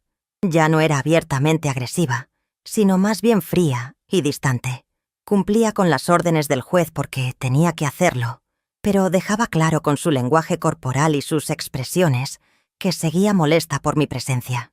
En octubre recibí el segundo pago de 50.000 pesos. Esta vez Verónica me lo dio con un poco menos de rabia que la primera vez, aunque todavía sin decir palabra. Con ese dinero decidí hacer algo especial. Contraté a un albañil para que construyera una pequeña cocina auxiliar en mi recámara, solo una parrilla, un fregadero pequeño y una alacena. No porque no pudiera usar la cocina principal, sino porque quería tener mi propio espacio, mi independencia total. Verónica no dijo nada cuando vio a los trabajadores entrando a mi cuarto, aunque sé que le molestó. La cocineta quedó hermosa, funcional y cómoda. Ahora podía hacer té, café, comidas ligeras, sin tener que cruzarme con Verónica si no quería. También con ese dinero hice otro cambio importante. Contraté a un abogado para que revisara mi testamento y mis documentos legales. Quería asegurarme de que cuando yo muriera, mis cosas fueran repartidas de forma justa entre mis 3 hijos, y que Verónica no tuviera ningún derecho sobre nada mío. El abogado me ayudó a redactar un testamento claro y específico. Le dejaba a Marta mi pequeña colección de joyas y algunos muebles que tenía guardados en el sótano. A Ricardo le dejaba los ahorros que tenía en el banco y algunas herramientas que habían sido de su padre. A Julián le dejaba las fotos familiares, los álbumes, las cartas de Ernesto, porque a pesar de todo, seguía siendo mi hijo y quería que tuviera algo que lo conectara con su historia. Pero especifiqué en el testamento que todo debía ir directamente a nombre de Julián, no a bienes compartidos con Verónica. Me sentí tranquila después de firmar ese testamento, sintiendo que había puesto mis asuntos en orden. En noviembre sucedió algo inesperado. Verónica recibió una oferta de trabajo en Querétaro, en una empresa grande que le ofrecía un puesto mejor y un sueldo más alto. Ella y Julián lo discutieron durante varios días. Yo escuchaba sus conversaciones desde mi cuarto, aunque no era mi intención espiar. Verónica quería aceptar el trabajo y que Julián buscara empleo en Querétaro también para mudarse juntos. Julián le decía que no podía dejarme sola en la casa, que eso no estaría bien. Verónica le respondía que yo era un adulto capaz de cuidarme sola, que además tenía a Marta en Querétaro si necesitaba ayuda. Julián insistía en que no se sentía cómodo con eso. Al final, después de muchas discusiones, decidieron que Verónica aceptaría el trabajo y se mudaría a Querétaro de lunes a viernes, regresando a Puebla solo los fines de semana. Julián se quedaría en Puebla con su trabajo actual. Cuando Verónica se mudó a Querétaro en diciembre, la dinámica de la casa cambió completamente. De lunes a viernes, solo estábamos Julián y yo, y poco a poco empezamos a reconstruir nuestra relación. Julián llegaba del trabajo y cenábamos juntos. Yo cocinaba platillos que a él le gustaban desde niño, y él me platicaba sobre su día. Empezamos a ver películas juntos en las noches. Él me enseñó a usar mejor mi teléfono nuevo. Me instaló aplicaciones. Me mostró cómo ver videos en YouTube. Yo le contaba historias de cuando él era niño, de su papá, de nuestra vida antes. Había momentos en que parecía que habíamos vuelto a ser madre e hijo, sin todo el peso de los años de maltrato. Por supuesto, los fines de semana cuando Verónica regresaba, las cosas volvían a tensarse. Ella seguía siendo fría conmigo, aunque ya no hostil, pero al menos durante la semana yo tenía paz. En enero de 2025 recibí el último pago de 50,000 pesos. Verónica me los dio sin comentarios. Yo había cumplido 69 años en noviembre, y ese dinero lo vi como un regalo de cumpleaños retrasado. Decidí usarlo para algo que había querido hacer durante años: viajar. Nunca había viajado mucho en mi vida. Cuando Ernesto vivía, hicimos algunos viajes cortos a playas cercanas o a visitar a familiares en otros estados, pero nada más. Ahora quería conocer lugares nuevos, ver cosas diferentes. Hablé con doña Carmela y con otras amigas del taller de tejido, y organizamos un viaje en grupo a Oaxaca. Éramos 10 señoras, todas entre 60 y 70 años, todas con ganas de aventura. Rentamos una camioneta con chofer, reservamos habitaciones en un hotel modesto pero limpio, y nos fuimos por una semana. Ese viaje fue una de las mejores experiencias de mi vida. Visitamos las ruinas de Monte Albán, caminamos por los mercados de artesanías, comimos mole negro y tlayudas, bebimos mezcal, bailamos son istmeño. Me sentía libre, feliz, viva. Las otras señoras eran maravillosas, todas con historias similares de dificultades, pérdidas, superación. Nos apoyábamos unas a otras, nos reíamos juntas, llorábamos juntas cuando contábamos nuestras penas. Una noche, sentadas en el patio del hotel bajo las estrellas, doña Carmela me dijo que yo era una inspiración para ella, que mi valentía para enfrentar a mi familia le había dado fuerzas para enfrentar sus propios problemas. Le dije que ella también era una inspiración para mí, que todas nosotras éramos más fuertes de lo que creíamos. Regresé de ese viaje renovada, con energía nueva, con una perspectiva diferente sobre mi vida. Cuando llegué a casa después del viaje, Julián me estaba esperando. Me ayudó con mis maletas. Me preguntó cómo me había ido. Quiso ver las fotos que había tomado.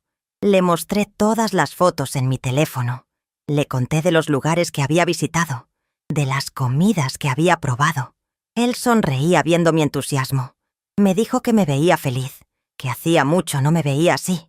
Le dije que era porque finalmente había aprendido que mi felicidad no dependía de cómo me trataran los demás, sino de cómo yo elegía vivir mi vida. Julián me miró con ojos húmedos y me dijo que él también estaba aprendiendo eso. Me contó que había empezado a ir a terapia porque se daba cuenta de que tenía problemas para poner límites, que se dejaba controlar por Verónica, que necesitaba trabajar en eso. Me sentí orgullosa de él por reconocerlo y por buscar ayuda. En febrero, algo completamente inesperado sucedió. Verónica me habló, no con coraje o con frialdad, sino con voz calmada. Me dijo que necesitaba hablar conmigo. Nos sentamos en la sala, un domingo por la tarde. Ella empezó diciendo que había estado pensando mucho sobre todo lo que había pasado. Dijo que se daba cuenta de que había actuado mal, que me había tratado de forma injusta. No se disculpó exactamente, pero admitió que sus acciones habían sido incorrectas. Me dijo que cuando Julián le propuso que yo me mudara con ellos, ella había aceptado solo porque quería complacerlo, pero que desde el principio había resentido mi presencia. Dijo que ella venía de una familia donde no era común que los suegros vivieran con los hijos casados y que no sabía cómo manejar esa situación. Dijo que en lugar de hablar de sus sentimientos, los había expresado tratándome mal, quitándome mis cosas, haciéndome sentir que estorbaba. Le pregunté por qué me estaba diciendo esto ahora. Ella me dijo que la terapia de pareja a la que había empezado a ir con Julián le había hecho ver muchas cosas sobre sí misma que no quería ver antes. Dijo que estaba trabajando en ser mejor persona, en comunicarse mejor, en manejar sus emociones de forma más saludable. Me dijo que entendía si yo nunca podía perdonarla, pero que quería que supiera que estaba tratando de cambiar. Yo la escuché en silencio, procesando todo lo que me estaba diciendo. Cuando terminó, le dije que apreciaba su honestidad y que esperaba que de verdad estuviera trabajando en cambiar. Le dije que yo no guardaba rencor, pero que tampoco iba a olvidar lo que había pasado. Le dije que si ella quería que tuviéramos una relación civilizada o incluso cordial, eso dependería de sus acciones futuras, no solo de sus palabras en ese momento. Verónica asintió y me dijo que lo entendía. Después de esa conversación, las cosas empezaron a cambiar lentamente. Verónica empezó a saludarme cuando llegaba los fines de semana. Empezó a hacer comentarios neutrales sobre el clima o sobre cosas de la casa. No éramos amigas, ni siquiera cercanas, pero al menos ya no éramos enemigas. En marzo, un año después del incidente de las bolsas de basura, la vida en la casa era completamente diferente. Julián y yo teníamos una buena relación. Cenábamos juntos entre semana, platicábamos, veíamos televisión juntos. Los fines de semana cuando Verónica estaba ahí, las cosas eran un poco más tensas, pero manejables. Ella ya no me trataba mal, ya no hacía comentarios hirientes, ya no tocaba mis cosas. Cumplía con las reglas que el juez había establecido, pero más allá de eso, parecía estar haciendo un esfuerzo genuino por ser más respetuosa.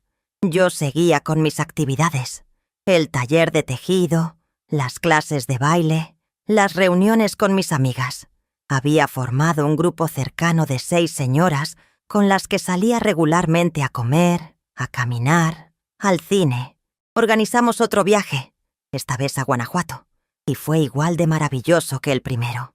Me sentía parte de una comunidad de mujeres fuertes, resilientes, que habían pasado por sus propias dificultades y que se apoyaban mutuamente. También empecé a hacer trabajo voluntario en la parroquia. ayudando con las comidas que se preparaban para personas sin hogar todos los sábados. Me daba satisfacción poder ayudar a otros, sentir que mi vida tenía propósito más allá de mis propios problemas.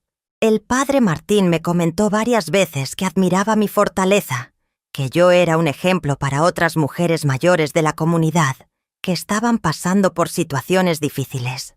En abril, Marta vino a visitarme con sus hijos. Fue una visita muy diferente a las anteriores. Esta vez no había tensión en la casa. No había que caminar en puntas de pie para evitar conflictos. Mis nietos jugaban en el jardín.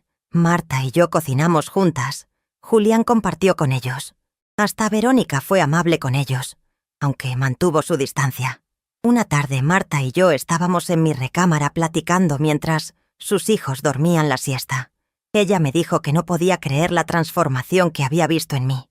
Me dijo que antes yo siempre parecía triste, apagada, como si estuviera caminando sobre vidrios rotos, pero ahora me veía radiante, feliz, segura de mí misma.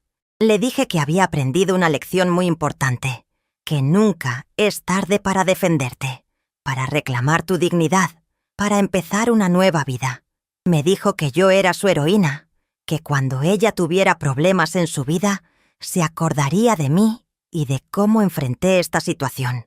En mayo, 1 año y 2 meses después del incidente, recibí una llamada de Lucía, mi abogada.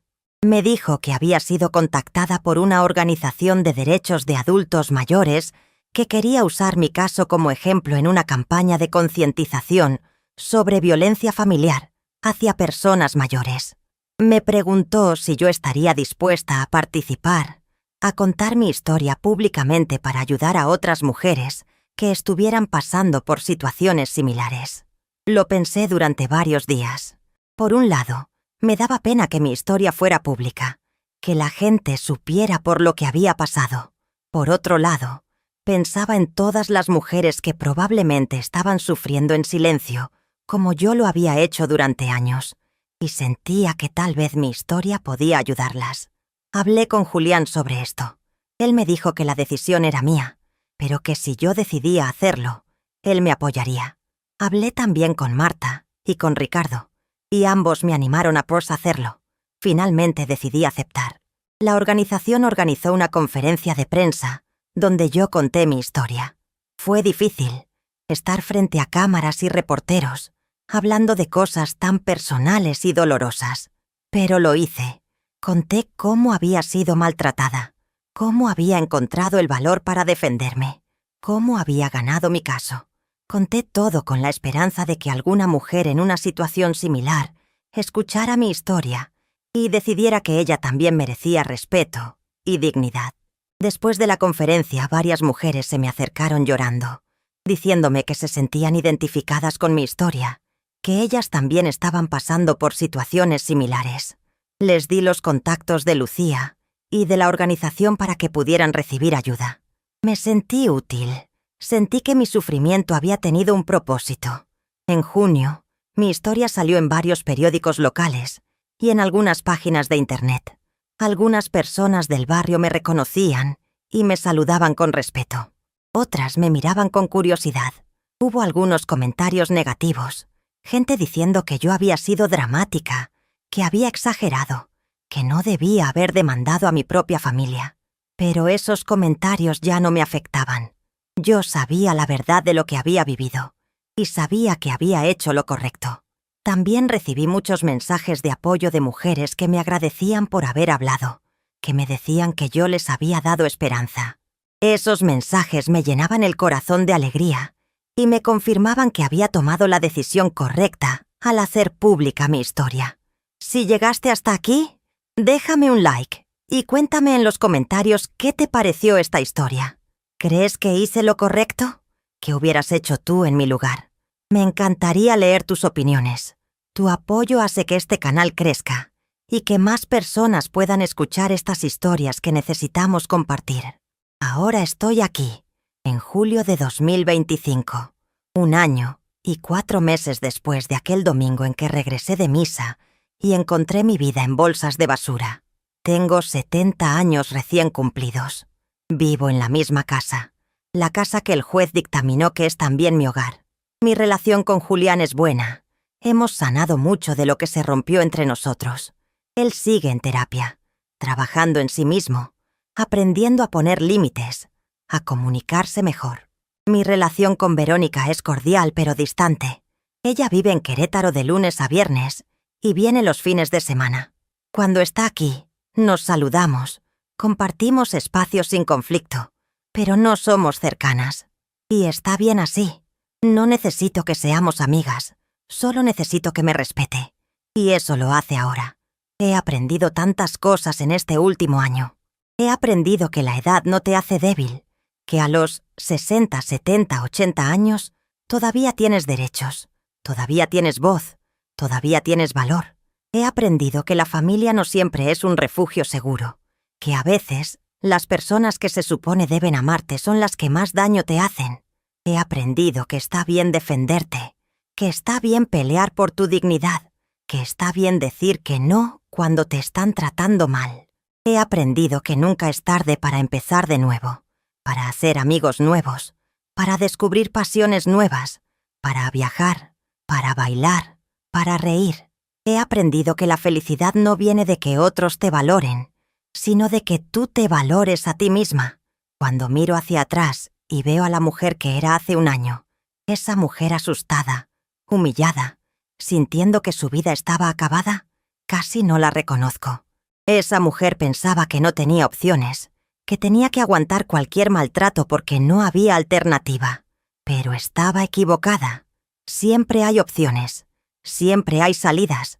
A veces tienes que buscar ayuda, tienes que ser valiente, tienes que estar dispuesta a pelear. Pero las opciones existen, y el primer paso es creer que tú mereces algo mejor, que tú mereces respeto, que tú mereces dignidad, sin importar tu edad.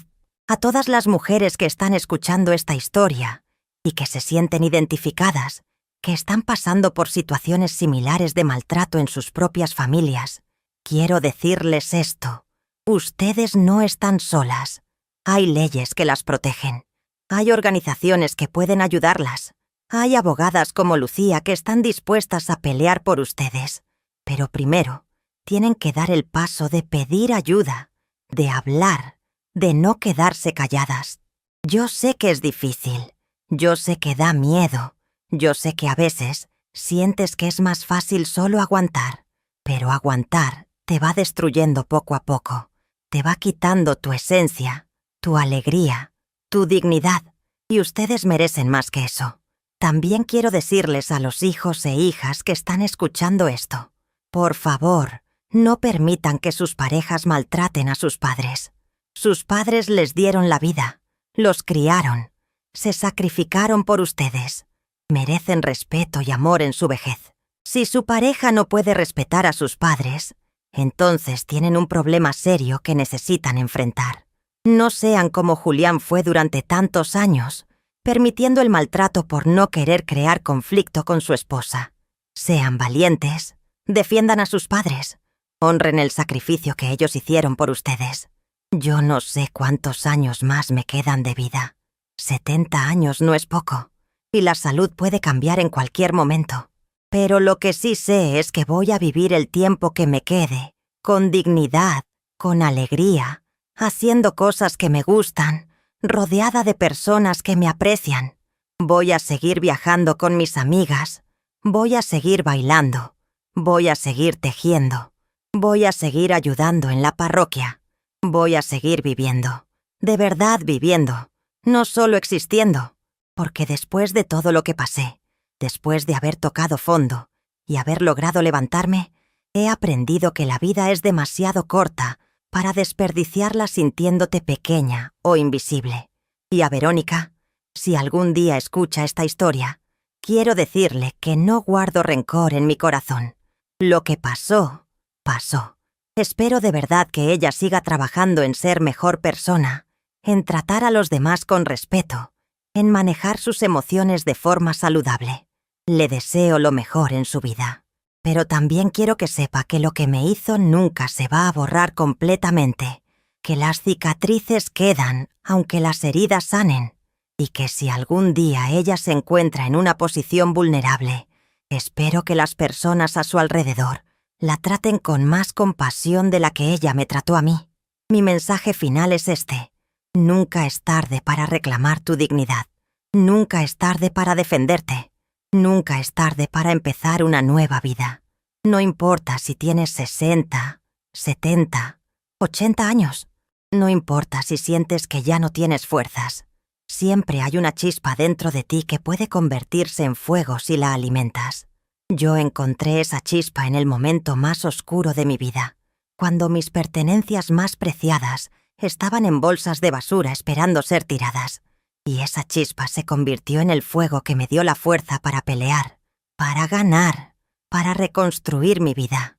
Así que si estás pasando por algo similar, si te sientes invisible, si te sientes como una carga, si te sientes sin valor, quiero que sepas que eso no es verdad. Tú vales, tú importas, tú mereces respeto. Y nunca, nunca es tarde para hacer algo al respecto. Busca ayuda. Habla con alguien. No te quedes callada. Tu voz importa. Tu historia importa. Y tienes más fuerza de la que crees. Gracias por escuchar mi historia. Gracias por llegar hasta el final. Si esta historia te tocó el corazón, si te hizo pensar, si te inspiró de alguna manera, por favor dale like, suscríbete al canal para más historias como esta y déjame un comentario contándome qué te pareció o desde qué país me estás escuchando. Cada like, cada comentario, cada suscripción me ayuda a llegar a más personas que necesitan escuchar estos mensajes. Comparte esta historia con alguien que creas que la necesita escuchar. Tal vez haya una mujer mayor en tu familia o en tu comunidad que está pasando por algo similar y necesita saber que no estás sola. Y recuerda, la vida no se acaba a los 60, ni a los 70, ni a los 80. La vida continúa mientras tú decidas seguir luchando, seguir creciendo, seguir siendo tú misma con dignidad y con fuerza. Yo soy Adela Romero. Tengo 70 años y mi vida apenas está comenzando de nuevo. Si yo pude, tú también puedes. Nunca es tarde para recuperar tu dignidad. Nunca es tarde para ser feliz. Nunca es tarde para vivir la vida que mereces. Que Dios las bendiga a todas y que encuentren la fuerza para enfrentar lo que sea que estén viviendo. Nos vemos en la próxima historia. Cuídense mucho.